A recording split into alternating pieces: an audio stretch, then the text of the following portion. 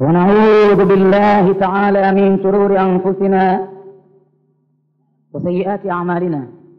من يهده الله فلا مضل له ومن يضلل فلا هادي له.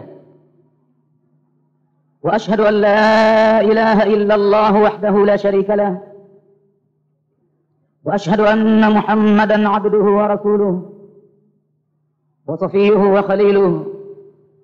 إنه أدى الأمانة وبلغ الرسالة ونصح الأمة وجاهد في الله حق جهاده حتى أتاه اليقين. اللهم صل على محمد وعلى آل محمد كما صليت على إبراهيم وعلى آل إبراهيم، وبارك على محمد وعلى آل محمد كما باركت على إبراهيم وعلى آل إبراهيم في العالمين إنك حميد مجيد. أما بعد، فإن أصدق الحديث كتاب الله تعالى، وأحسن الهدي هدي محمد صلى الله عليه وسلم، وشر الأمور محدثاتها، وكل محدثة بدعة، وكل بدعة ضلالة، وكل ضلالة في النار. اللهم إنا نعوذ بك من عذاب النار. Katika mfululizo wa darsa zinazohusiana na mwezi mtukufu wa Ramadhani katika ibada ya siyam, jana tulipokuwa raha leo alijibu al-allama Dr. Yusuf al-Qaradawi kuhusu suala la mwanamke mwenye mimba, funga yake na nini wajibu wake ikiwa anaogopea kilichomo tumboni kufariki kama atafunga, na vile vile hukumu hiyo hiyo akaiwekea na mwanamke mnyonyeshaji naye, ambaye kama atafunga atakiogopea kile ambacho anakinyonyesha kuwa kitakuwa na hali ya dhiki ya utapia mlo mathalan. Leo hii katika kuendelea na mfululizo wa darasa hizi zinazohusu ibada ya siyam, limekwenda kwake Yusuf al-Qaradawi suala jingine lifuatalo. Ameuliza muulizaji kwamba laqad ajraitu li iddata amaliyatin, mimi kwangu nimepitishiwa au nimepitisha idadi ya operation, yani mwili mwake kumefanyiwa operation, kisu kimetembea mara 2-3, inaweza kuwa kwenye tumbo na kwenye hivi na kwenye hivi. Baada ya operation hizi inaonekana kwamba kuna upungufu maalum ndani ya mwili wake, amepoteza wingi wa damu, amepoteza nguvu alizokuwa nazo zamani, amekuwa dhaifu. Operation ndio operation, na si moja ilikuwa. Anasema wa manaani tabibu, akanikataza mimi daktari, mina siyami, kutokana na ibada ya funga. Akanambia kwamba wewe ibada ya funga haikufai. Baada ya kupasuliwa huku mara kwa mara, wewe usifunge tena. Ukifunga hiyo itakuwa ni sumu katili kwa nafsi yako. Muulizaji anasema wasumtu, mimi nikaona mchakwa mzima, najiweza nikaona naweza kufunga, nikafunga. Baada ya amaliyati, baada ya operation nikafunga mimi, nikafunga bisanataini, kwa miaka 2. Nikafunga mwaka wa kwanza ilipokuja Ramadhani, na mwaka wa pili ulipokuja mwezi wa Ramadhani nikafunga tena. Wa ta'ibtu min dhalika siyam, na nikatahabika sana kutokana na funga hizo za miaka 2. Nikaanza kujihisi hali yangu imebadilika kwa ghafla, na ninatoweka kidogo kidogo kiafya au kwa spidi kubwa. Sasa suala hili linakuja kwenu wanavyuoni, anapelekewa Yusuf al-Qaradawi, anaambiwa hivi: wa ana rajulun aqilun, mimi ni mtu mzima mwenye akili yangu timamu hapa nilipo. Fahal yasihu, basi je itasihi li kwangu mimi an atasaddaqa badala siyam, kutoa sadaka badala ya funga? Ana akili yangu inafanya kazi barabara, si mgonjwa wa akili. Mwili wangu tu umechezea visu mara kwa mara, daktari kaniambia nisifunge. Mimi nilijihisi naweza, nikaipinga amri daktari. Nikafunga kwa miaka 2, nikajiona kwamba funga inaniumiza. Je, hali yasihu li, na itanisihia mimi vile vile an u'tiya nuqudan, kutoa pesa taslim li baadhi duafa, kuwapa baadhi ya wanyonge, mafakiri, maskini, mayatima, wajane na hivi na hivi, walmuhtajina, na wale wenye kuhitajia msaada wa pesa hizo. Nadhira iftari, hii iwe kama ndiyo badala ya kula kwangu mchana fi nahari Ramadhan, katika mwezi wa Ramadhan. Naomba msaada wako Yusuf al-Qaradawi, nisaidie. Nimeipinga amri daktari nikafunga, na nimeona hali yangu ni kwamba inapata tabu. Mwanachuoni Yusuf al-Qaradawi anamjibu muulizaji huyu kama ifuatavyo. Anamwambia, ajmaa ahlul ilmi, wamekusanya kauli ya pamoja wanavyuoni, ala ibahati alfitri lilmarid, juu ya kujuzu kabisa kabisa kula mchana kwa mgonjwa. Hii ni kauli ya wanavyuoni wote, hakuna alikwenda kinyume. Na wamekusanya tamko hili kwa pamoja liqaulihi ta'ala, kutokana na tamko lake Mwenyezi Mungu mtukufu pale aliposema shahru ramadana, mwezi wa Ramadhani, alladhi unzila fihi alquranu, ambao imeteremshwa ndani ya mwezi huu Qur'ani, hudan linnasi, Qur'ani hiyo kwa ajili iwe ni uongofu kwa watu, wa bayinatin min alhuda, na kutoa bayana mbalimbali kutokana na uongofu huo, wal furqan, na pia Qur'ani hiyo ni kipambanuzi baina ya haki na batil. Aya zikaendelea, faman shahida minkum ash-shahra, basi yoyote ambaye anatambua miongoni mwenu kuwa mwezi wa Ramadhani umeingia duniani, akawa na uhakika kwamba mwezi wa Ramadhani umeingia duniani, faliyasumhu, amri ya Mwenyezi Mungu ni kwamba afunge na yeye vile vile kama wanavyofunga waislamu wengine. Waman kana maridhan, na kwa yule ambaye amekuwa ni mgonjwa, au ala safarin, au yuko juu ya safari wakati mwezi wa Ramadhani umemfikia, fa'iddatun min ayamin ukhra, basi yeye atakuja kutekeleza idadi ya siku za funga katika siku nyingine ambazo si mwezi wa Ramadhani. Mwezi wa Ramadhani na ale kwanza akiwa mgonjwa au akiwa juu ya safari. Aya ikamalizia, yuridu Allahu bikumul yusra, anataka Mwenyezi Mungu kwenu nyinyi wepesi, wala yuridu bikumul usra, na wala hataki Mwenyezi Mungu kwenu nyinyi uzito.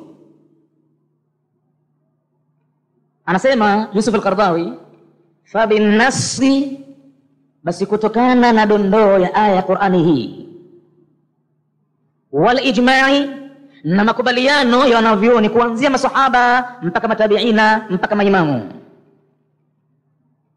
yajuzu, inafaa kabisa, alfitru, kula mchana, lilmaridhi, kwa ajili ya mgonjwa, walakin, lakini, mal maradhu almubihu lilfitri, ni maradhi yapi ambayo yanajuzisha mtu kula mchana katika mwezi wa Ramadhani? Ni maradhi yoyote yale?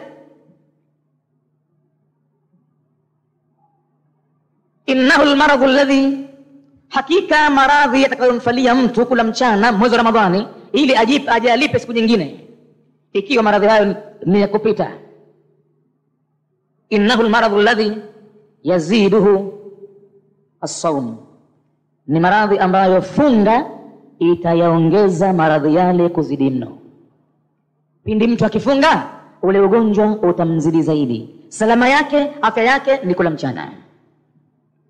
Maradhi hayo ndiyo yaliyojizishiwa kisheria mtu ale kwanza mwezi wa Ramadhani,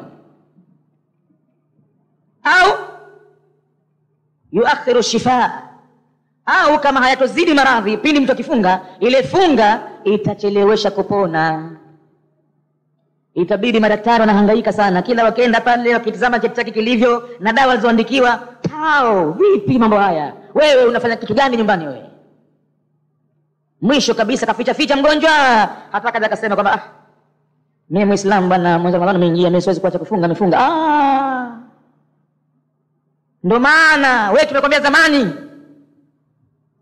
usichezee kitu hichi. Ndio unaona sasa huku kupona kumekuwa ni kwa muda mrefu. Sasa maradhi haya yanaongezeka, yana muda na kwa mrefu. Sisi tumetoa dawa hizi kwa mahesabu maalum. Tunajua antibiotic hii dozi yake kimalizika kwa wiki moja au wiki mbili, tayari sisi tuna improvement maalum, tunahesabu kwamba ipatikana katika mwili wako. Lakini mbona hamna improvement yoyote? Mbona mambo yanachelewa? Lazima una kitu unakifanya wewe ambacho tulikwambia instruction yetu usifanye, umefanya.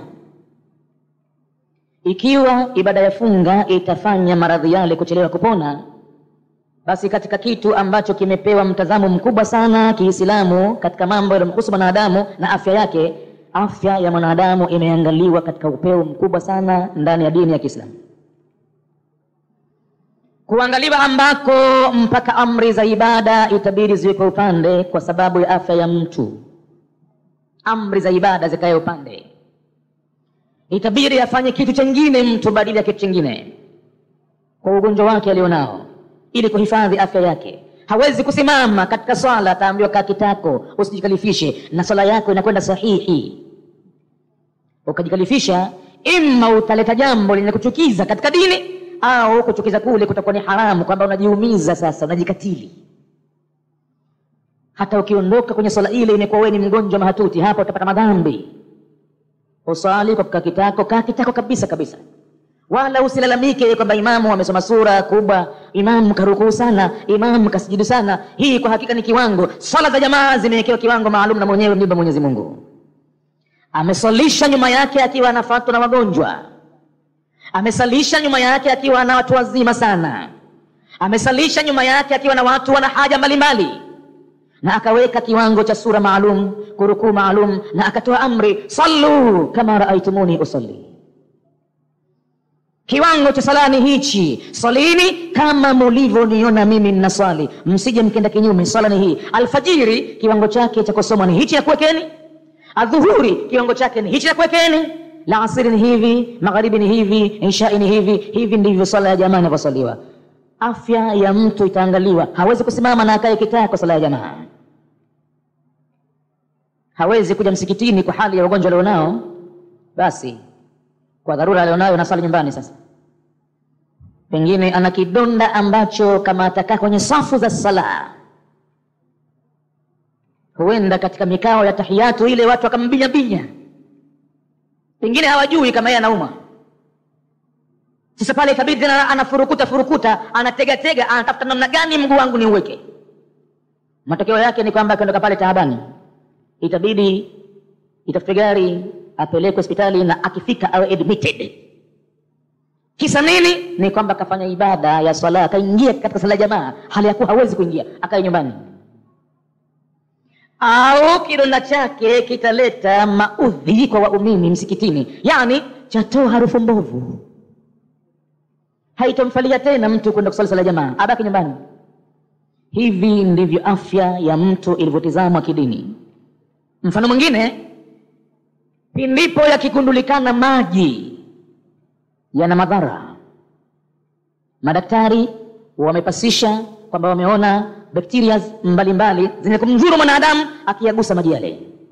Mathalan, mmeonekana wale virus za kolera wamo mle. Wakasema madaktari maji haya yasiguswe.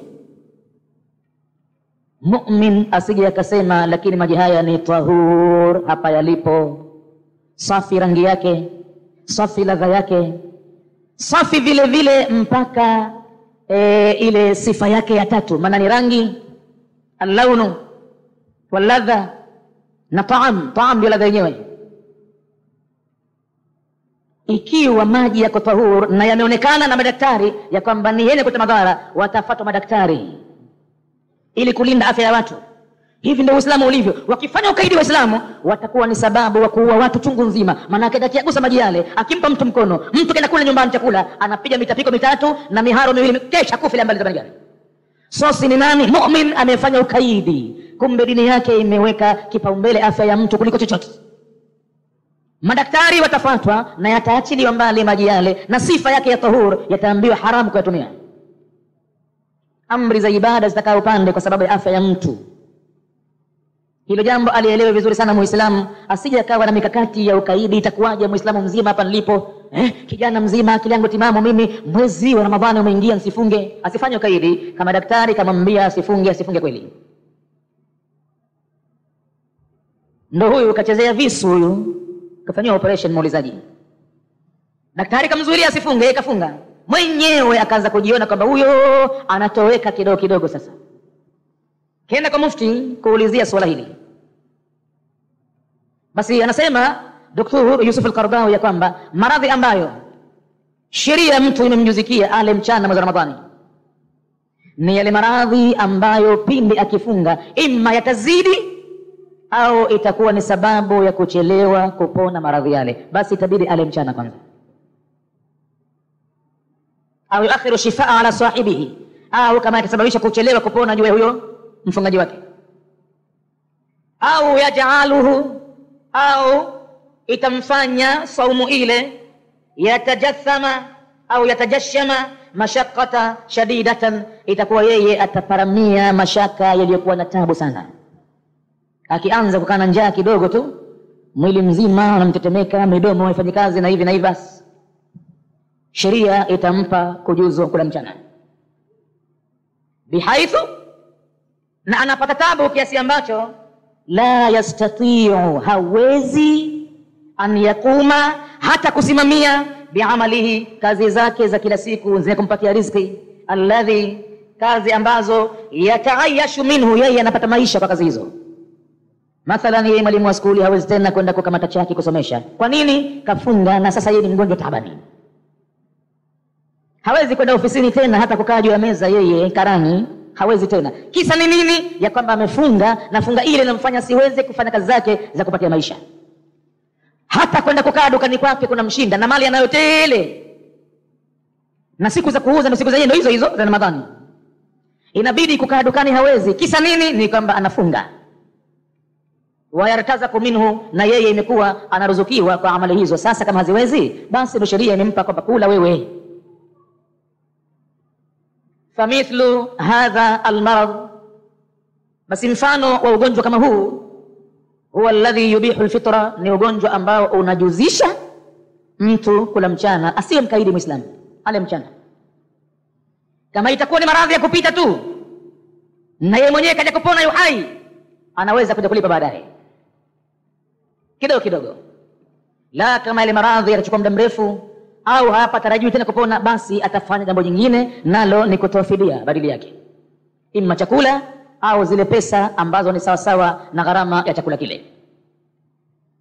Qila lilimami Ahmad, Dr. Yusuf al-Qaradawi halijibu suala hili peke yake, anasema palisemwa kuulizwa Imam Ahmad bin Hanbali kwamba mata yuftiru al-marid, wakati gani anaruhusiwa mgonjwa kula mchana mwezi wa Ramadhani? Qala al-Imam Ahmad bin Hanbal akajibu akasema, idha lam yastati', pindipo mgonjwa huyu hawezi kufanya shughuli zake za kila siku. Qila lahu, pakasema kuambiwa yeye Ahmad bin Hanbali, unasema kama hawezi, lakini sasa tunakuulizia mithlu al-humma, ugonjwa wenyewe basi hata homa. Mtu ana homa tu, maana homa mtu akimfika anakuwa hawezi, lazima alale. Kusema hawezi, kwenda hawezi. Kala, alipoulizwa je hata homa vile vile, akajibu Ahmad bin Hanbali, wa ayu maradhin ashaddu min al-humma, na kwani maradhi gani yaliyokuwa shadidi zaidi kuliko homa? Homa ndiyo salamu na barua rasmi ya mauti. Homa inabadilisha damu ndani ya mwili wa binadamu, inakwenda namna nyingine, sura yake inakuwa nyingine, na imetawaliwa na vijidudu vingine, na wale wadudu ambao wanamlindia mtu afya yake huzidiwa nguvu. Na daktari anapotibu homa huwa anatumia dawa maalum, ikiwa ya vidonge au ya sindano, anatumia dawa maalum kwa hisabu ya saa maalum kuwaua wale wadudu ambao wamemshambulia yeye mgonjwa, mpaka damu yake kaharibika kiasi ambacho wale wa kulinda afya yake wasidhurike na dawa ile. Yale mambo atafanyiwa kwa masaa kadhaa, wiki kadhaa, mpaka ionekane kwamba wadudu wale kwamba sasa hali yao ima wamekufa kabisa wote au wamepungua kiasi kikubwa. Watapata uhai wale wengine ambao wanamlindia afya yake. Kwa hivyo homa ikimwingia mtu mwilini katika gonjwa lilokuwa kubwa ni homa. Ahmad bin Hanbal anasema homa ndiyo itakayompa mtu ijaza kwamba ale mchana asichukue taklifu, hususan kama homa yenyewe imemfanya hawezi hata kufanya shughuli zake. La kama anahisi homa yenyewe ndogo ndogo tu, anaimudu, anaona kama homa yenyewe ni ya flu, lakini hakuna homa ndogo hiyo hiyo ya mafua, basi kwa watu wengine ni ugonjwa mkubwa wa mafua. Ni kubadilika mpaka sauti yake, kubadilika mpaka kitu chake, kila kitu yabadilika, sura yake inabadilika. Sheria imempa kujuzu kula mchana akitumia taklifu, huku anaumia na pengine ile masaa ya kutumia dawa na dawa zile za kutumika kwa kinywani itabidi yasipatikane. Sasa imekuwa taklifu, daktari anataka maelezo yake, dawa zile ameze kwa time maalum, kwa hisabu maalum alionayo. Akawa anaona mtu kama mimi mchana nitafunga, nitakula usiku, basi masaa yale yamepita, wale wadudu imekuwa sasa wanapata nguvu ndani ya mwili, hawashambuliki tena madhali amevusha muda ule. Lazima afate maelezo daktari. Wa ayu shay'in au ayu maradhin ashaddu min al-humma, na ni maradhi yapi ambayo ni shadidi zaidi kuliko humma? Anauliza Ahmad bin Hanbal. Wadhālika, na yamekuwa hayo, anna al-amradha, kwa sababu maradhi mukhtalifun, yana khitlafiana, si sawa sawa. Yako maradhi ambayo sheria imemjuzishia mtu kula mchana, na yako maradhi ambayo sheria imemzuilia mtu, hapa sipo. Usipate sababu ya uongo, hapa sipo kabisa, anaweza mtu kustahimili kufunga, atafunga. Faminha, basi katika hayo maradhi, ma la atharu lisawmi, yako ambayo hayana athari kwa ajili ya funga, hayana athari yote. Kama nini? Kawajai ad-dars, mathalan ni ugonjwa au maradhi ya meno, pengine jino mtu linamuuma kiasi ambacho saumu yake haitetereki kwa sababu hata kule kula kitu hawezi. Imekuwa kule kujizuilia kula ndo nafuu yake. Jino linamuuma mathalan, lina pango au hivi au hivi au vinginevyo, kiasi ambacho kule kula kwake ni mashaka makubwa, hawezi kuchakua, na chochote kikipita kinywani kama kimoto kinamuuma. Wajurhi al-asba'i, na jeraha kwenye kidole tu, amejikata ukucha, umefanya kitu kiitwacho labda na watu mdudu upande au mdudu wa kaka. Ni kweli anaumwa na usaha unampita sana, lakini anaweza kuendelea na saumu kwa sababu ugonjwa uko katika mkono, na pengine wala hapahitajiki dawa kwa wakati ule za kutumia kwa njia ya kinywani. Dawa zake pengine za kufunga kwenye mkono tu zikatosha. Wadamal, na majipu ya mwilini, majipu ya mwilini tu. Adamal as-saghir, majipu yenyewe madogo madogo. Wama shabaha, na mambo mengine yaliyokuwa yameshabihiana na haya. Wa minha, na katika hayo maradhi, ma yakunu saumu, yako maradhi ambayo ile funga yenyewe inageuka kuwa ilajan lahu, ndo matibabu yake. Daktari mwisho anamwambia kwamba itakubidi ujizuilie kula kutwa nzima. Hapa sasa saumu ndo dawa yenyewe. Ikiwa kutwa nzima nsile, basi saumu mimi pangu ndo tayari ishatiwa tiki.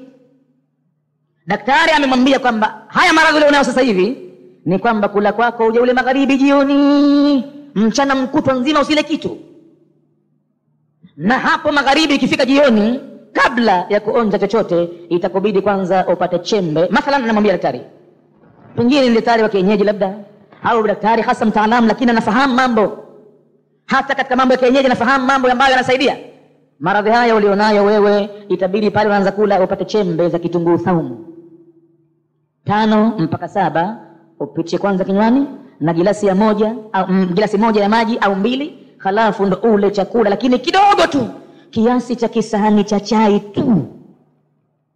Utafanya hivi kwa muda wiki nzima, anaambiwa mtu.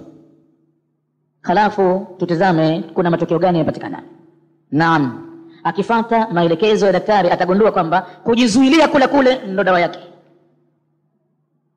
Pengine ana nyonga imemkamata kiuno, mfupa umekataa kata, hawezi kukaa kitako, hawezi kusimama, hawezi kuokota kitu kicho chini. Daktari anamwambia hii ni katika mashauri ambayo huambatana na mambo ya gesi. Nadhara yake kubwa ni tabia ya ulafi uliokuwa bila ya mpango. Ulafi huu itabidi uachwe hivi sasa. Wewe ujizuilie kula, na hapo utapokula iwe ni kisancha chai tu, usiongeze.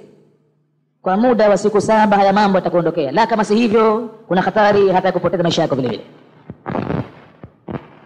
Hapo ibada ya funga inakuwa ni matibabu. Kwa hivyo hapa kisheria mtu anaambiwa ibada ya funga bado anaweza kufunga na maradhi hayo nayo.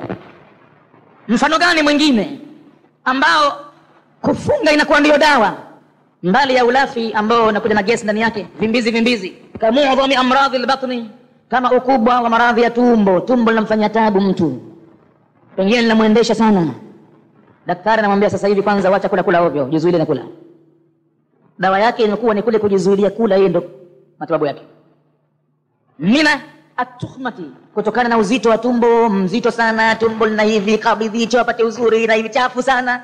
Dawa yake ni kujizuilia kula. Hapa saumu bado itakuwa si kitu ambacho mtu anaweza kujuzu kwamba asifunge, ataweza kufunga hapa. Wa ishal, na uko kuendesha kama tulivyotaja, wa ghairiha, na maradhi mengine. Ama hayo fala yajuzu alfitru, haitofaa mtu kula mchana lihadhi alamradhi, kwa ajili ya maradhi kama haya. Lianna sawma, kwa sababu ibada ya funga la yadhurru sahibaha, haimdhuru huyo mtu mwenyewe anaumwa, bal yanfa'uhu, bali funga yenyewe yamnufaisha. Kwa hivyo atafunga kwa maradhi hayo, hakuna matatizo. Walakin almubiha lilfitri, lakini maradhi ambayo yamejuzisha kwamba mtu ale mchana, ni yale maradhi ambayo yukhafu minhu darar, panaogopewa kutokana na maradhi hayo itapatikana dhara pindi akifunga. Wasalimu, na yule ambaye yuko salama, alladhi yakhsha almaradha bisiyami, ambaye anaogopa kwamba atapata maradhi kwa kule kufunga, yubahu lahu alfitru, mtu kama huyo pamewekewa kujuzu kwake yeye kula mchana. Aidan vile vile kal maridhi alladhi, kama mgonjwa ambaye yakhafu, anaogopa ziyadata almaradhi, kuzidiwa na ugonjwa bisiyami, kwa kule kufunga kwenyewe. Wadhalika kulluhu yu'rafu biahadi amraini, na haya yote anasema Dr. Yusuf Al-Qaradawi yanaweza kujulikana kwa mambo mawili: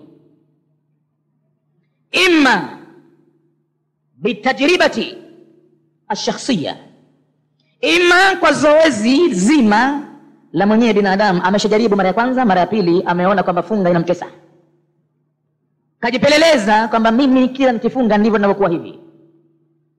Watu wanaitana, wanakusanyika, mtu mgonjwa mahututi, kumbe ni funga kajua kwamba inamtesa. Wa ima biikhbari tabibi muslimin, imepatikana habari hii kwa kutolewa habari na daktari kwanza aliye Muislamu. Maana daktari mwingine pengine anatumia chuki zake, labda ataonekana kwa kuwa yeye si Muislamu, labda hapendi ibada ile na hivi na hivi, anaingia pengine yeye Myahudi, na Myahudi ni adui sana kwa Muislamu, ataondosha uadilifu wa kazi yake, amwambie Muislamu wewe kula mchana, wewe fanya hivi, kumbe hampi ukweli. Kwanza awe daktari yenyewe Muislamu mauthukun, tena ni mkweli, ameaminiwa. Muislamu mwenyewe ni Muislamu mtekelezaji, si Muislamu jina kwamba hapo alipo anamtibu mtu labda kalewa chupi. Hata maelezo yake kwa hakika yana mushkil kuyafuata. Hapo alipo kesha lewa, ananuka pombe kinywani, hajui anaandika kitu gani, tarehe ya kuandika kaikosea mpaka tarehe, dawa kaandika sio ile ambayo anahitajia mgonjwa. Ama kwa hakika maelezo yake kwa hakika pale yana mushkil kuyafuatwa.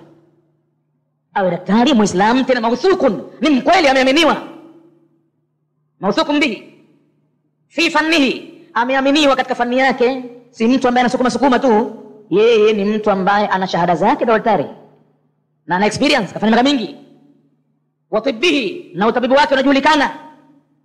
Wa mawthuqun bihi, tena ni mkweli, anajulikana fi dinihi, ndani ya dini yake, hatoi jambo ambalo ovyo, anajua kama huyu mtibu ni Muislamu, anawajibika sasa hivi baada ya Ramadhani, na anampa kitu cha kweli kabisa kwamba wewe usifunge. Wa amanatihi, na uaminifu wake unajulikana vile vile kwamba yeye ni mwaminifu. Fa idha akhbarahu tabibun, basi atakapotoa habari tabibu, daktari muslimun, daktari aliye muislamu, bi anna sawma yadurruhu, kwamba funga itamdhuru huyo mgonjwa, falahu an yuftira, yeye kwa hakika itabidi ale mchana. Wa idha ubiha alfitru lilmaridhi, na pindi imejuzishwa hiyo funga kwa mgonjwa, walakinahu, lakini tahammala, imejuzishwa kwa mchana, kaambiwa wewe kula mchana, lakini mgonjwa wenyewe tahammala, ameweza kuchukua uzito, ugonjwa wenyewe mdogo mdogo, ma hadha, pamoja na ruksa hii aliyopewa kwamba kula mchana, ikiwa atafunga hivyo hivyo, na wakati daktari kamwambia kula mchana, yeye mwenyewe tu kajihisi kama anaweza kufunga, moja katika mawili atakuwa ameyafanya. La kwanza, faqad fa'ala makruhan, atakuwa kafanya jambo la kuchukiza katika sheria ya kidini. Amempinga daktari. Kumpinga daktari na afya yako, umeleta jambo la kuchukiza, kama jambo lenyewe ni ibada ya Mwenyezi Mungu, umeleta jambo la kuchukiza. Ikiwa labda hatadhurika mtu, nafunga ile makruhan fi dini, lima fihi, kwa sababu ndani yake min al-idrari, kuna mambo ya madhara, binafsihi, atadhurika yeye mwenye nafsi yake. Wa tarakahu, na kama ataacha kule kufunga, takhfifu rabbihi, na yeye ataambiwa kaacha takhfifu rabbihi. Kama ataacha kula mchana, itakuwa anaambiwa wa tarakahu takhfifu rabbihi, ameacha msamaha, ameacha wepesi wa Mola wake, kamfanya Mola wake hana maana alipompa ruksa kwamba wewe kula mchana, kaona sina haja nayo ruksa hiyo, kaona si busara, kamuona Mwenyezi Mungu si hakimin, si alimin, si mwenye hikma, si mjuzi. Atajuaje yeye mambo nilionao mimi? Nina maslaha na funga yangu naiweza. Atakuwa kafanya jambo la kuchukiza, na kamuona, na vile vile atakuwa yeye amewacha wepesi utokao kwa Mola wake, wa kabuli ruksatihi, na amewacha kuipokea ruksa yake. Na mtu mkubwa anapokupa ruksa ukawacha kuipokea, kidogo umeleta maudhi ndani yake. Ukubwa wenyewe hasa wewe Mwenyezi Mungu. Mtume Muhammad sallallahu alaihi wasallam anasema, inna Allaha yuhibbu, Mwenyezi Mungu anapenda, an tu'ta rukhasuhu, itekelezwe ruksa yake, kama yuhibbu, kama anavyopenda, an yu'ta azaimuhu, itekelezwe fardhi yake. Namna anavyokuwa radhi Mwenyezi Mungu anapokupa amri ya fardhi ukaifanya, ndivyo anavyokuwa radhi Mwenyezi Mungu anapokupa ruksa na ukaitumia ruksa ile. Sasa hivi unasafiri, punguza sala, ukiitumia ruksa ile, Mwenyezi Mungu umempa radhi sana. Lakini kama utaswali kamili, huku unapata mashaka, ama kama upate mashaka masala mengine, huku unateseka, umeleta jambo la kuchukiza kwa kuidharau ruksa ya Mwenyezi Mungu. Shati umpokelee Mwenyezi Mungu ruksa yake. Na ukiitakidi kwamba sala yangu itakuwa haisihi, sala yangu itakuwa batil, hali ya kuwa Mwenyezi Mungu amekupa ruksa yeye, sasa atakayekuwa batil ni wewe na sala yako hiyo sasa, na sio ruksa ile uliyopewa. Batil itakuwa ni sala yako wewe sasa. Wa in kana sawmu, na kama itakuwa hiyo funga sahihan fi nafsihi, hata kama hiyo funga itakuwa ni sahihi yenyewe nafsi yake, funga itakuwa sahihi, miko yote ya funga mtu kaitekeleza, lakini kwa kuwa ruksa ya Mwenyezi Mungu ameipuuza, itakuwa yeye kaleta jambo lichukizalo katika dini. Fa in tahaqqaqa dararahu, na kama atahakikisha kuna madhara ndani ya saumu, bisiyami wa asirra, na akaendelea tu alaihi kuifunga funga hiyo ambayo ana hakika inamdhuru, faqad irtakaba muharraman, ama hapa sasa atakuwa yeye ameparamia jambo lilokuwa ni haramu, ametenda jambo lilokuwa ni haramu, sasa anapata dhambi. Sasa kama atakuwa na hakika nikifunga ninadhurika, na anajiona kaanguka siku ya kwanza, katetemeka siku ya pili, kaokotwa njiani siku ya tatu, ana hakika kwamba mimi nikifunga napata tabu, chupu chupu, nusra afe, na bado anashikilia tu, anaendelea tu, ama hapa sasa faqad irtakaba muharraman, ameliparamia tendo la haramu. Sasa fa inna Allaha, kwani Mwenyezi Mungu, ghaniyun an ta'dhibihi nafsihi, ni mkwasi wa kumuadhibu yeye nafsi yake. Anakuadhibia nini Mwenyezi Mungu? Hahitaji kumuadhibu kiumbe wake Mwenyezi Mungu. Anapotoa amri za ibada Mwenyezi Mungu hakusudii kumtesa mtu katika ibada hiyo. Yuridu Allahu bikumul yusra, yamekuja maneno yale katika ibada ya funga. Kwa hakika huenda watu pengine wangetia mashaka katika amri ile, kwamba mtu kuanzia kutoka asubuhi jua kuchomoza, alfajiri kuingia, mpaka jua kuzama akaina njaa.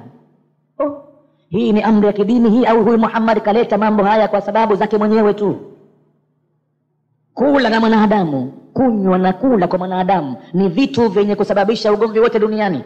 Hivyo vita vya kugombania mipaka ya nchi, na hivi vita vyote kwa sababu ya kula.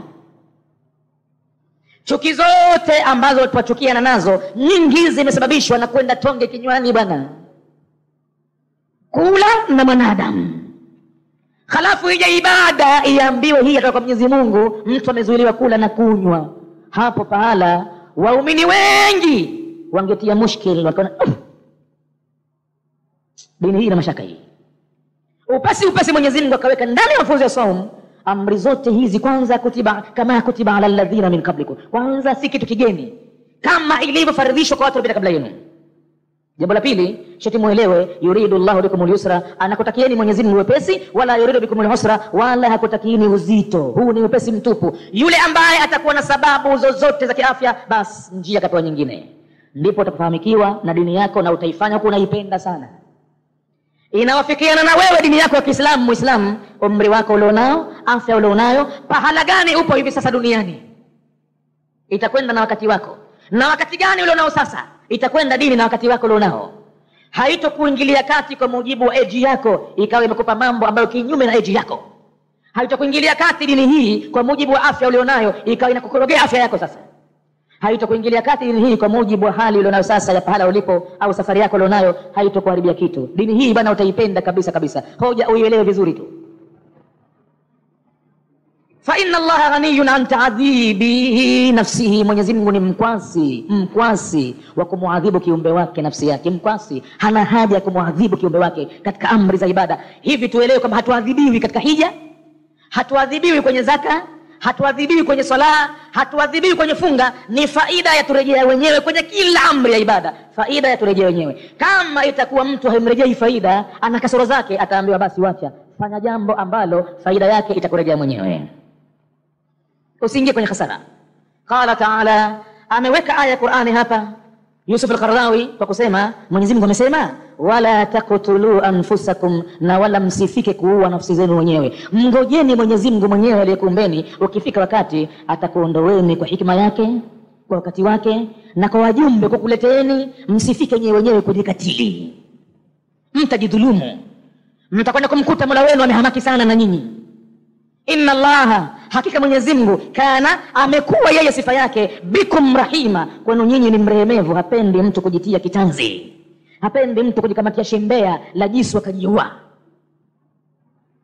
Angojee rehema ya Mwenyezi Mungu. Pengine ile hali ambayo anaiona yeye hayumkiniki, Mwenyezi Mungu ana uwezo kulifanya lisilo yumkinika likayumkinika pale kwa kupepesa jicho tu. Umuelewa Mwenyezi Mungu tu mambo yake tumakubwa sana yalio makubwa mno. Lile jambo ambalo wana sasa hivi hayumkiniki, lazima njiue, kwa hapa nilipo lazima njiue. Hujamsoma Mwenyezi Mungu bado, anaweza kabadilisha mambo hapo hapo ulipo, hali hiyo hiyo ulio. Inna quluba bani adama jami'an fi usbu'ain min asabi'ir rahmani yusarrifuha kaifa yasha'u. Uelewe kwanza kuna kitu kimoja, nyoyo za binadamu wote walioumbwa na Mwenyezi Mungu, zote nyoyo katika population ile duniani ya binadamu wote kuanzia Waislamu, makafiri, Mayahudi, nani, jamii ya binadamu, nyoyo zao zote ka qalbin wahidin, kama moyo wa mtu mmoja tu, uko katika ndole mbili za Rahmani. Anajijua mwenyewe Mwenyezi Mungu ndole zake zimekaaje. Yusarrifuha kaifa yasha'u, anageuza nyoyo hizo kwa namna apendavyo mwenyewe. Wakati Firauni anachinja Bani Israel, utashangaa, utapigwa na butwaa, lini Mwenyezi Mungu amewageuza nyoyo zao. Na wakawa wanasema sasa, la taqtuluhu, huyu msimuue, asa an yanfa'ana au natakhidhahu walada. Wakati gani hayo wanasema? Chinja. Ndio Mwenyezi Mungu alivyo sifa yake hiyo. Wakati Firauni anachinja Bani Israel, akichinja mwaka mmoja na mwaka wa pili, walimwambia makuhani wake itabidi mwaka wa pili wachie. Maana waliojogopea na wale vile vile, kama tutasema wachinjwe kila siku za kiume, wakimalizika katika Bani Israeli, mwisho wa Firauni huyo atatuchinja sisi. Basi akatumia hikma, na lile dude lilikuwa linafuata tu kama linavyoambiwa, ndio hivyo. Ala, shati uchinje, maana yake atazaliwa mtoto, ataondosha utawala wako huu na atatokana na Bani Israeli. Hivyo naam, akaanza kufanya dhulma hiyo. Ule mwaka wa kuchinjwa watoto wa kiume ndio mwaka aliozaliwa Musa ibn Imran. Mwenyezi Mungu atakuonyesha ufalme wake sasa. Mama mtu taabani, mwezi wa 9 ushafika, na wajawazito wote wakijulikana, askari watembea kila nyumba, inampitikia kila aina fikra, mwanangu ni muue mwenyewe asipate kuuliwa na Firauni. Nitaweza mimi kushuhudia majisu yanakwenda kwenye shingo ya mwanangu mchanga mbele yangu mimi, mara tu baada ya kumweka pale nimemchukulia mimba miezi 9. Lakini hatimaye anapewa amri na Mwenyezi Mungu kwa njia ilham ya kwamba huyu mtoto huyu niletee mimi, niwekee katika River Nile. Nataka nikuonyeshe wewe mwenyewe na mtu na dunia nguvu za Mwenyezi Mungu zilivyo, ugeuzaji wa Mwenyezi Mungu kwa nyoyo za binadamu, na halitofanyika lolote kwa huyu. Fa idha khifti alayhi faalqihi fil yammi, ukimwogopea kama huwezi kumnyonyesha mwenyewe, mimi nakwambia mnyonyesha mwenyewe na hamgusi mtu. Ukiogopa nenda kaniwekee katika River Nile, mfanyie kisusu kidogo hivi, niwekee mimi kwenye River Nile, mtose, mwache ende zake.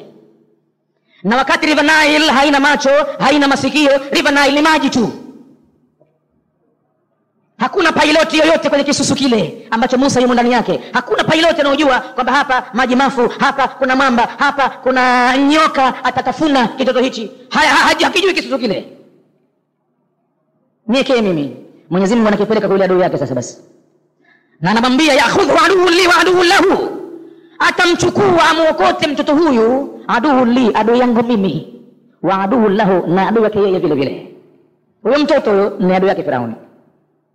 Hatimaye kitoto kimeokota, Firauni hasikii haoni, anasema do Bani Israel, ana alama za Bani Israel, ana alama za Kiyahudi, lazima watu wamemwogopea kuuawa, wamemtosa na hivi na hivi. Kaja mwenyewe, hapana, watu wangu huwa. Mwanamke anazuia, Asia binti Muzaham anazuia. Na mwanamke ana nafasi yake, naye ana power yake maalumu, naye hata ukaliona janadume miraba minne na madevu mengi katika uso wake, na anatisha na kuogopewa duniani, lakini anapoingia nyumbani kwake basi kanda la usufi, watu wanafanya watakavyo.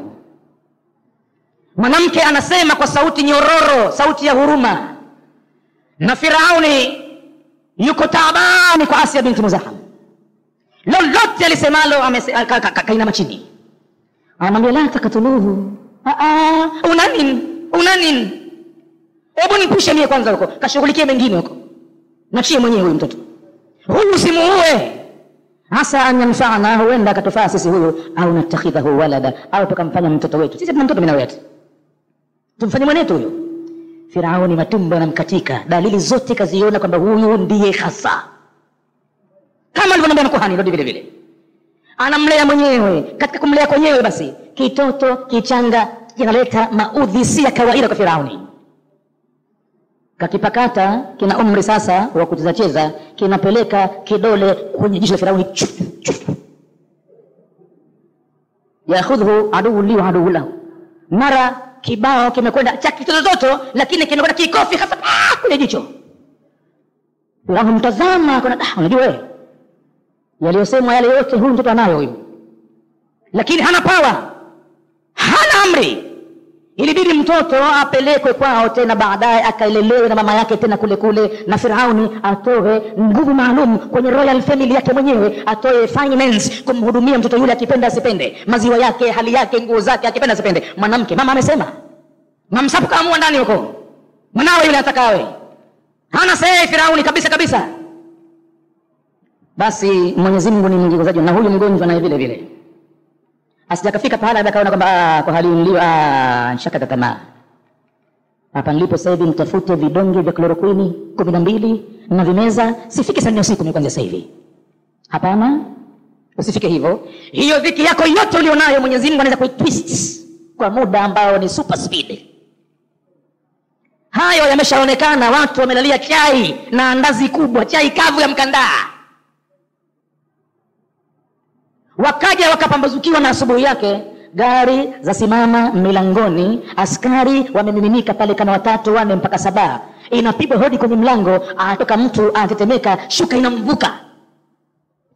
Si kwema kwa namna ya hadhara aliyoikuta pale nje. Kumbe askari wale wanang'ang'ana kwa kupiga suluti, kumpiga mtu katoka tumbo wazi ndani yake, kavaa shuka. Wanang'ang'ana, kila mmoja pale anatoa heshima kubwa, na kuanzia sasa hivi mzee anaambiwa kavae shati, unakwenda kuapishwa, wewe ni minister, wewe ni nani. So sasa hivi anastaajabu yule, hii si kweli, mnakwenda kuninyonga, nambieni tu basi. Mimi sitakuwa mie. Kama mmeambiwa mje mnichukue kwa hadaa mkaniue, nambieni tu. Kumbe ni kweli kabisa na kwenda kuwaeni mheshimiwa.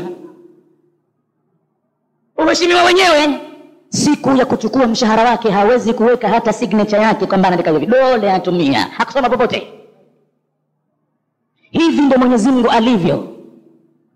Kwa hivyo asije akajitesa mtu kujiingiza katika ibada akajitesa. Mwenyezi Mungu ni mkwasi na kumwadhibu mja wake, hana haja, hajakupa amri uteseke wewe.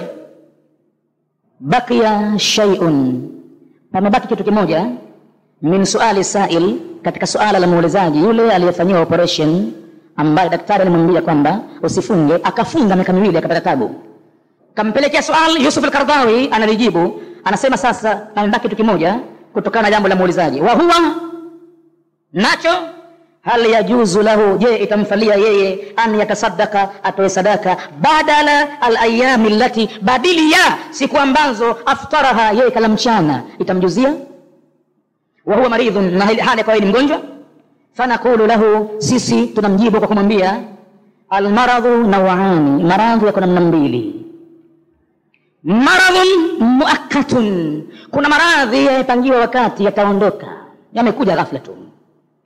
Yurja ashifa'u minhu, panatarajiwa kupona katika maradhi hayo. Wa hadha, na kwenye maradhi hayo ya kupita kwa muda mfupi tu, ni malaria tu ambayo inatibiwa sasa hivi itaondoka. Hii ni kitu ambacho kimetokea sasa hivi ghafla tu, hanacho yeye zamani, na daktari anahakika nacho kwamba atakiondoa, lakini kwa siku zile za saumu anambia sifunge. Kwa hapo la yajuzu fihi fidyatun, hapatofaa kisheria kutoa fidia, wala sadaqatun, wala kutoa sadaka. Bali kwa maradhi kama haya la budda min qada'ihi, hapana budi kulipwa kwake saumu ile, na yeye mwenyewe huyo aliyekula mchana wakati yuko hai, yeye ndiye atakayelipa yeye mwenyewe, uwezo wa kulipa kama anao.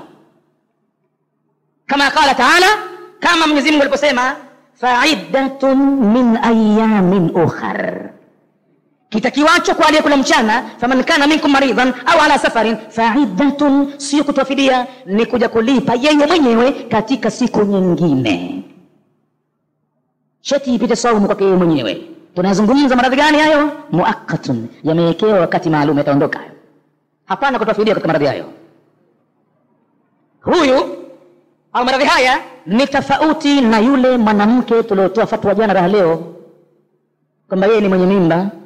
Mbona na yeye mimba yake si ataizaa baadaye? Si itaondoka maradhi yale, si mimba tu, kaogope yake mtoto kitakufa kwa sababu ya mimba tu. Lakini mara baada ya kuzaa tukasema kwamba atakuja kunyonyesha kwa miaka miwili kwa mfano, bado anaogopea kitoto chake kitakuwa na afya duni, utapia mlo utamwandama, anajua mwenye maziwa ya taabu sana anapatikana kifuani, na maziwa ya kifuani ni haja kubwa kwa mtoto mchanga. Dunia nzima leo najua hayo. Mara baada ya kunyonyesha mwanamke, kwa bahati Mwenyezi Mungu amemwandikia tena riziki nyingine ya mtoto. Kwa hivyo hapa ananyonyesha, baada ya kunyonyesha anachukua mimba, baada ya kuchukua mimba ananyonyesha tena, na baada ya kunyonyesha anakuja anachukua mimba tena. Hii ndo anakuwa hali yake mwanamke. Hapa kwa hakika atapewa fidia huyu, kulipa kwake na kwa basi ni fidia. Lakini huyu mwingine mwenye maradhi ya kupita, fidia kazuiliwa, hapana fidia. Fa'iddatun min ayamin ukhar, yeye ajalipe katika siku nyingine.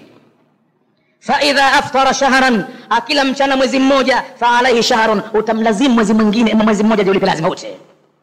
Wa idha aftara yawman, ikiwa maradhi yale siku mmoja ameshindwa kufunga, jinsi ya ile homa ilivyokuwa, jinsi ya kile kichwa kilivyokuwa, jinsi ya ile maradhi yalivyokuwa, kwa siku ile kwa hakika alishindwa kufunga, fa alayhi yawmun, itamlazimu siku moja ile ijelipe.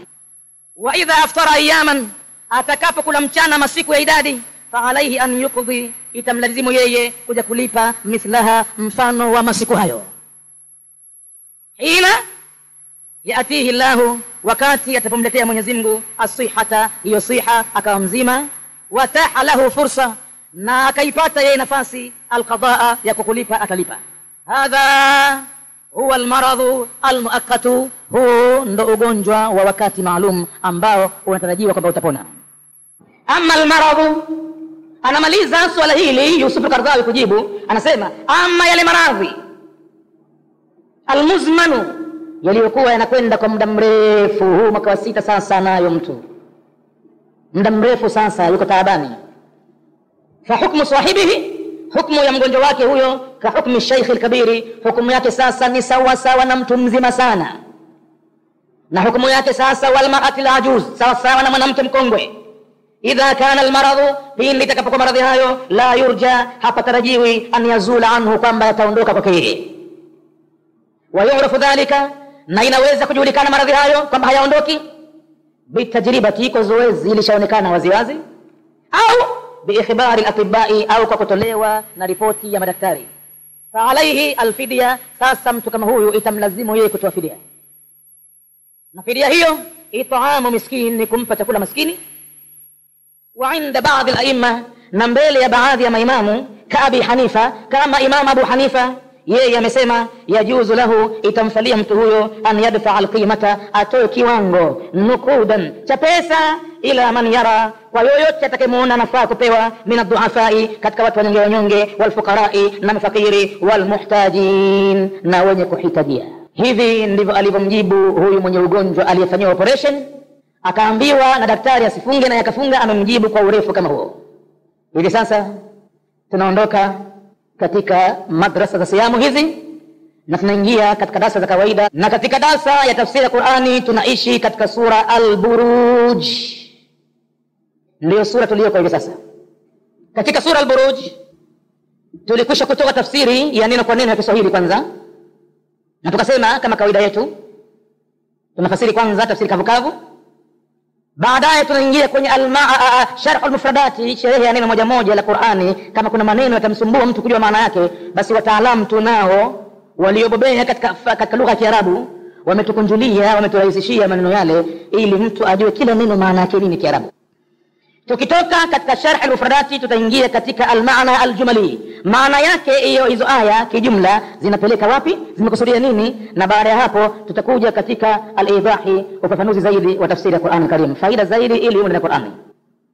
Basi baada ya kufasiri sura al-Buruj sehemu ya mwanzo ambayo ina aya 9, tafsiri kavukavu, neno la kwanza ambalo linafasiriwa linatolewa uzito al-Buruj, ni neno lenyewe al-Buruj. Maana Mwenyezi Mungu ameapa wasamai, naapa kwa mbingu. Mbingu gani? Dhatil buruji, yenye buruji. Ma maana al-buruj, ma hiya al-buruj? Hata Mwenyezi Mungu aape, Mwenyezi Mungu hana haja ya kuapa, kwa sababu kile anachokiapia huenda ikawa ni kitu maalum kijulikanacho, basi kwa hivyo hana haja hata ya kuapa, kwa sababu kitu kile kinajulikana ukubwa wake. Au hiyo jawabu ya kiapo atakayoitoa imekuwa ni jambo ambalo kubwa zaidi kuliko hata hicho kiapo alichokiapia. Lakini kwa kuwa mwapaji ni Mwenyezi Mungu na kataja juu mbinguni wasikofika binadamu, mbingu yenyewe dhatil buruji, yenye majengo makubwa sana. Majengo haya ni buruji. Buruji ni nini? Imekuja kwenye Qur'ani vile vile, ainama takunu yudrikumul mautu, popote mtakapokuwa yatakufikeni mauti. Walau kuntum fi burujin mushayyada, hata kama mtakuwa katika majengo madhubuti, mangome, majumba ya ghorofa 50 60 zimekwenda juu, malakul mauti ataingia huko na hana kizuizi, atapenya tu mpaka ghorofa 60 juu, ataingia na atamkuta mtu kishafika pale kitandani. Na pengine kuna walinzi kwenye hoteli hiyo yenye ghorofa nyingi hizo, walinzi wametawanywa wa kuhifadhi mwili wa mtu, labda ni mtu mkubwa na wadhifa katika dola, kama alivyokuwa akilindwa Shah wa Irani alipokuwa katika mustashfa al-Maadi, hospitali ya rufaa.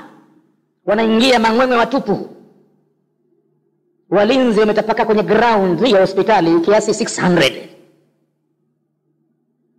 600 wale sio kama wana virungu tu, hapana, wana silaha nzito. Aliyekuwa na ndogo ana submachine gun ndogo kabisa, lakini mwingine ana chombo kikali zaidi, mwingine na hivi 600 wako nje hospitali.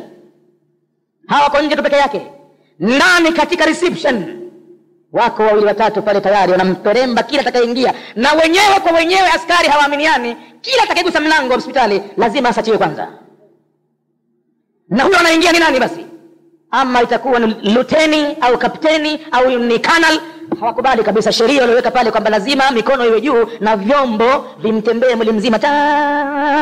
Sasa ingia ndani. Ndani yuko nani? Yuko Shah en Shah, jina ambalo Mwenyezi Mungu amekataa kuitwa binadamu. Shah en Shah kifursi maana yake Malikul Mulki, mfalme wa wafalme. Na mfalme wa wafalme ni Mwenyezi Mungu peke yake. Limanil mulku liyawma, yeye peke yake. Kakataa Mwenyezi Mungu asiitwe mtu Malikul Mulki. Malikul Mulki yeye peke yake. Ngazini kupandia juu kuna walinzi, kwenye kila kona kuna walinzi. Huko aliko mgonjwa hakosemeki. Maspecialisti wako pale, waliohusika na moyo hawapungui madaktari kama 3-4 hivi, wamebobea top kabisa kwenye moyo, na zana zao ziko pale. Wengine kazi yao kifua tu, wako pale. Wengine kazi yao kichwa tu, akili tu, wako pale. Wengine kazi yao mishipa, wengine mashikio, wengine macho, wako pale. Wamemzunguka mtu mmoja. Malakul Mauti amepita kwenye askari 600 chini, akapita kwenye reception, akapita kwenye kona zote, akaingia ndani na akafika kwa Shah Malikul Mulki. Anamwambia tuftu dunia mashrikan wa maghariban, kiumbe wewe, nimekutafutia mimi mashariki ya ulimwengu na magharibi yake. Sharbat ma'in, funda la maji, lakini sikupata nafasi ya kukupatia funda la maji. Katika dunia nzima sasa hivi, mashariki na magharibi, hakuna nafasi ya wewe kupewa funda la maji. Na hata wakikulazimisha hawa kwa njia yoyote ile, hayawezi kupita hapa, mdomo ushafungwa. Na kama atapita kwa nguvu hapa kwenye koo pana gome, akipiti kitu. Yanatoka nje lazima. Na wakiona watumie drip, watafute mishipa sasa, lazima italeta kuswilo, itavimba mkono. Haiendi. Tumekataliwa, hakingi kitu. Finish, time imekwisha. Binafsi ya mishipa ile itafuta kwa taabu, umepatikana, basi tayari dripu itatoa dalili kama inakwenda mara moja.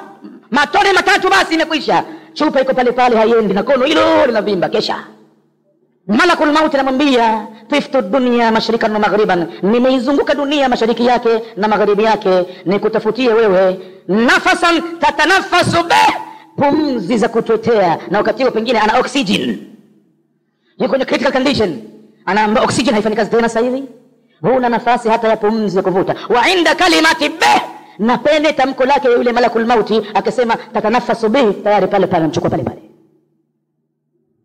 Maspecialist wamedua, hawakutegemea kwamba atastop moyo wake wakati ule. Wao pengine waliweka kwa muda siku 40 ataendelea kutoa. Wapi 40? Within a minute, baada ya dakika moja tu, baada ya kutoa kwamba huyu kwa siku 40 atatoa hivi hivi, moyo wake una uwezo kupiga siku 40, basi dakika moja tu Malakul Mauti amechukua. Wameshangaa, tutawajibu nini sisi watu mtu kama huyu? Tutasema nini? Ripoti yetu ni kwamba kwa muda siku 40 atatoa. Wapi? Hafiki siku 40. Mwapaji wa kiapo cha buruji ni Mwenyezi Mungu. Kwenye Qur'ani imekuja aya walau kuntum fi burujin mushayyada, hata kama mtakuwa katika majengo madhubuti. Pale buruji ni majumba. Lakini je, katika wasamai dhatil buruji, buruji ni majumba vile vile? Alburuj wahiduha burjun, kilugha ikiwa moja peke yake singular huwa burjun, na tukija katika jamu yani plural yake inakuwa buruj nyingi. Wa yutlaku, na hueleweka moja kwa moja neno hili ala alhisni, juu ya ngome ikaitwa burjun au buruj, ngome. Hii ngome ya binadamu kajiwekea kwamba silaha isiingie ndani, buruji vile vile. Wal kasri alali, na kasri yani palace, jumba kubwa limekwenda juu vile vile. Kiarabu kwa upande wa kilugha hutumika neno buruji vile vile. Ndio maana kule kwenye aya walau kuntum fi burujin mushayyada, kwa sababu hutumika vile vile hata kwa kasri alali. Wa ala ahadi buruji samaa, na hutumika vile vile kwa moja ya buruji za juu mbinguni, huitwa buruji vile vile. Buruji hizo al-12, 12 idadi yake. Wahia, na buruji hizo manazil al-kawakib, ndiyo materemkio ya nyota nyingine mbalimbali za planets, hupitia pale kwa hisabu maalum za kiajabu kubwa mno.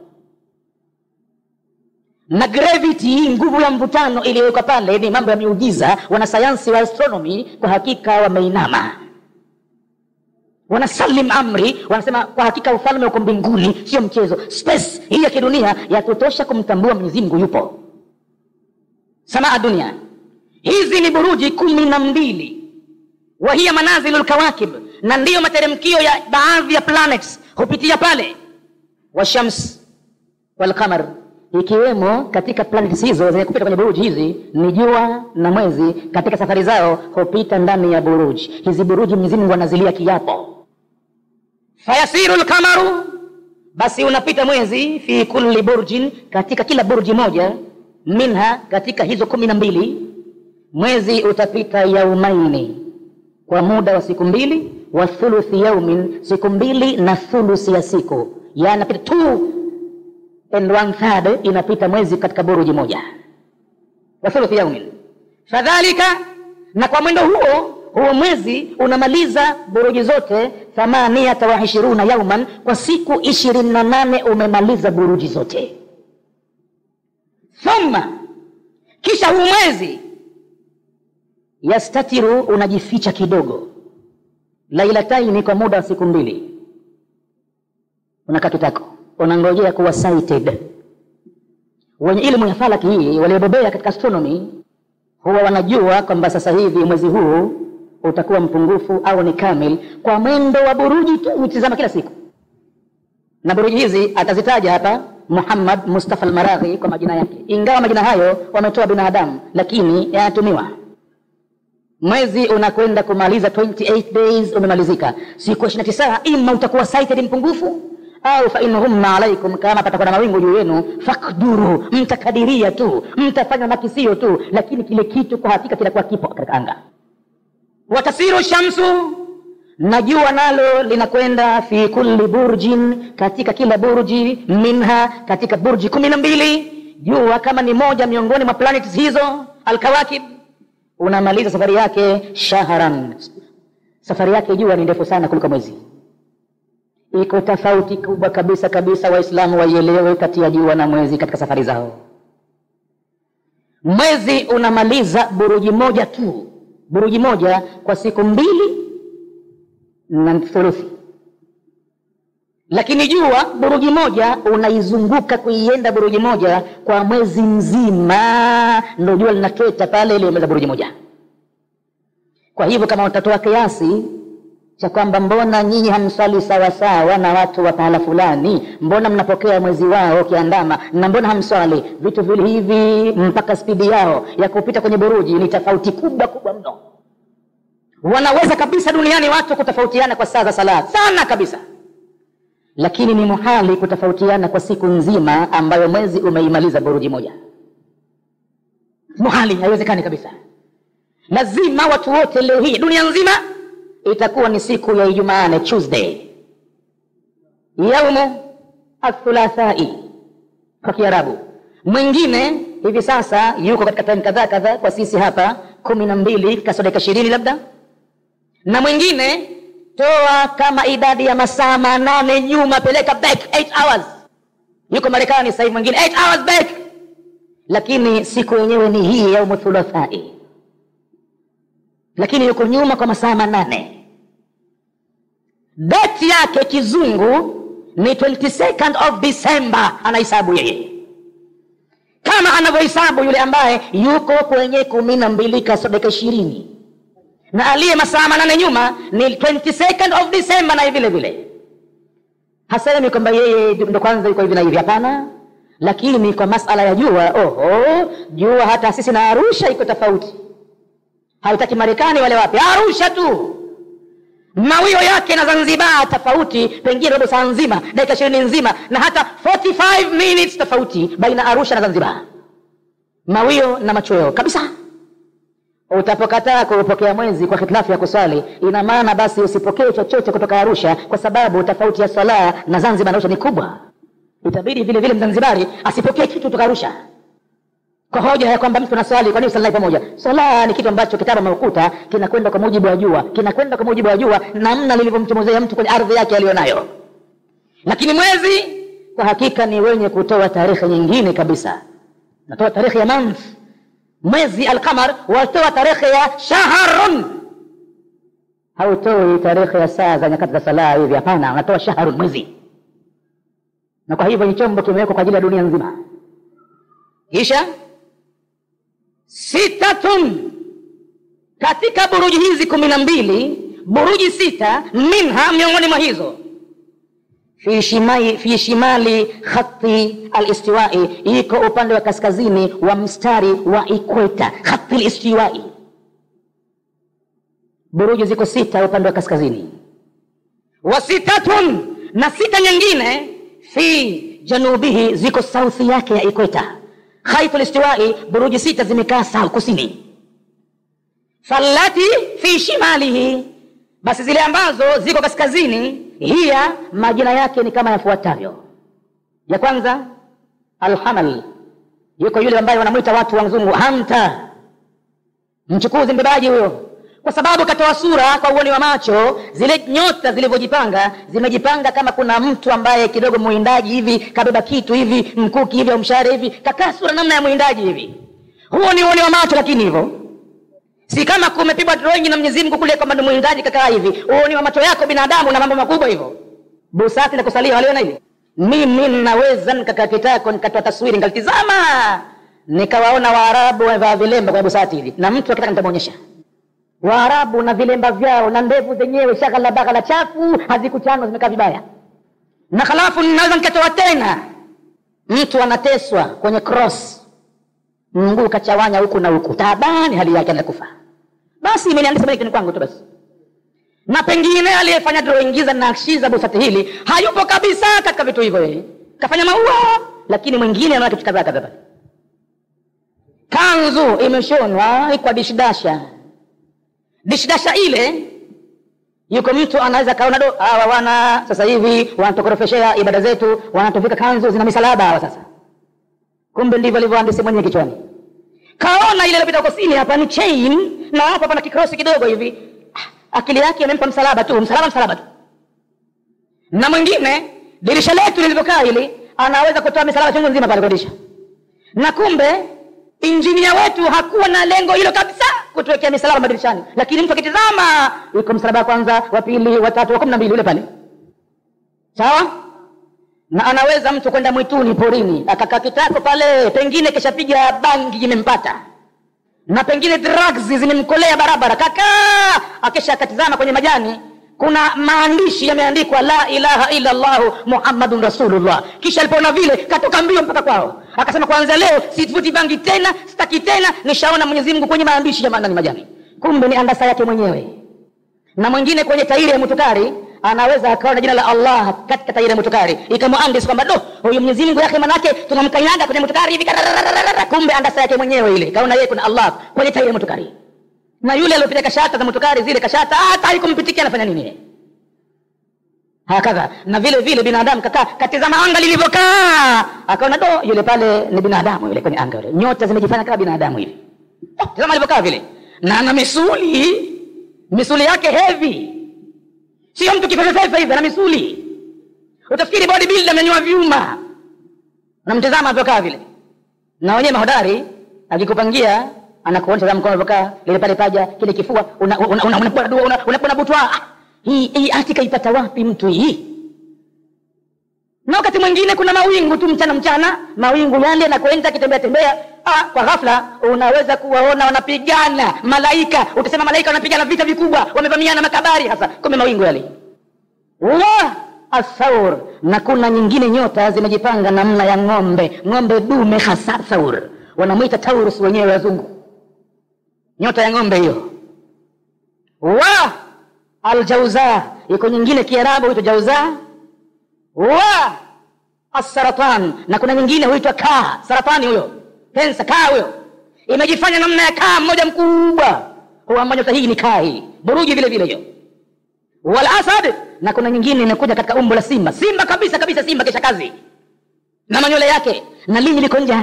Simba kabisa kisha kazi. As-Sumbula, na kuna nyingine imejifanya kama mashuke ya mtama au ya muhindi hivi, shuke kama thali sumbulatin, kama thali habatin ambatat sab'a sanabila fi kulli sumbula ni shuke. Ukitazama nyota zimejiweka mfano wa shuke. wallati fi janubihi, hizi ziko wapi hizo? Kaskazini hizo. Na zilipo kusini, hiya almizanu, kuna nyingine zimejipanga kama mezani. Mezani imekwisha kazi, mezani ya kupimia. Na utawaona kwenye magazeti hawa wanujumu hawa wanakupigia drawing ya mezani hasa. Anakwambia kama nyota ama nyota mezani tabia zake ziko kaka, unabahatisha tunasukuma tu. Hizo nyota kwa hakika si kazi yake mambo hayo kabisa, hazikuhusika na mambo hayo. Mambo yake mengine.